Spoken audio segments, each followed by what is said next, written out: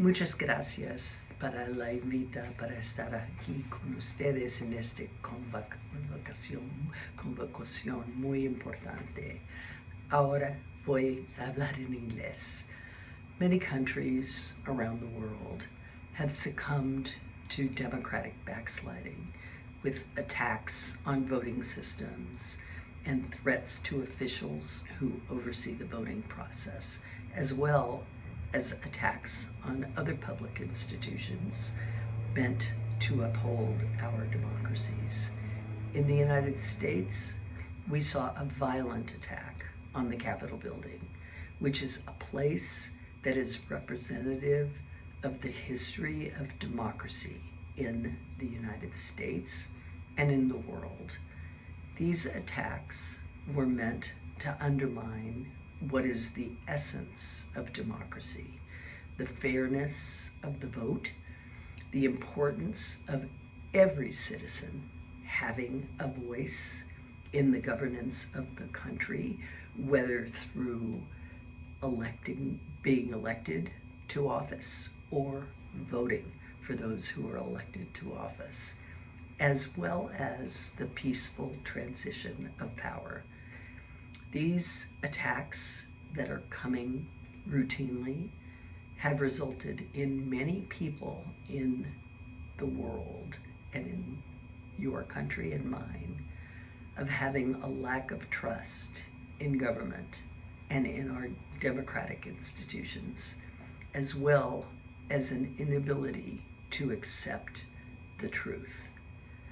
Many people, particularly young people, do not vote at all, or in your country perhaps nullify the vote because they do not feel trust and confidence in the system. But also many young people say they don't feel that their vote counts at all because it's the people with money who have influence in the electoral process. And as a result, many people recognize that political rights and civil liberties are at risk in our country. It is unfortunate that those people do not vote and do not want to vote, and that is why I am here, hopefully to give some ideas about why we should, what we should do to further encourage the vote. First, it is essential for all institutions of government to be resilient in the face of these attacks and to respond to them by responding publicly and immediately before the falsehoods take hold in the mind of the public. And these government institutions need to be essentially transparent at all times, and voting institutions as well, because for combating of disinformation and outright lies about political and governmental issues with immediacy is crucial. Otherwise, people will believe it and it gets spread so quickly. And you can combat the spread of false information, which includes hate and violence that's intended to undermine democracy, and you have the ability to change political discourse. So it is really important to be doing this transparency in anticipation of problems, but not after the problems. It is so much more meaningful to provide that complete transparency in advance. And also, it is very important for the government entities to be responding to prevent, and when it happens, political violence, because political violence can be a ultimate result of some of this belief that people have.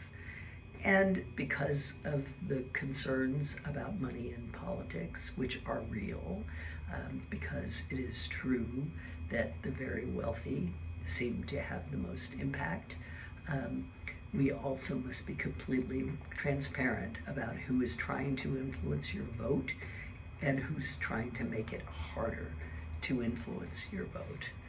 Additionally, all public institutions and individual government officials should respond to attacks or questions that people may have by being completely transparent and about their work and about the rationale for their decisions.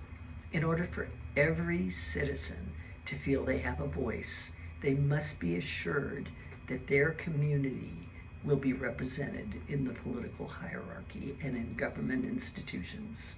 Money shouldn't have a role in that.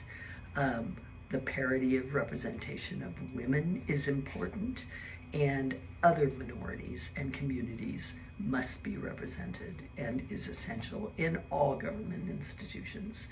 So institutions should encourage the involvement and participation of youth and the entire community in their work. Everyone should be able to have access to information about the mechanisms of governing, but should also be able to understand the issues in governing so that all can participate in ways to improve our democracy. And everyone should be able to feel that their voice matters. And so, with regard to excessive campaign finance money and who is overseeing elections and getting elected, must be publicized. Thank you. Oops.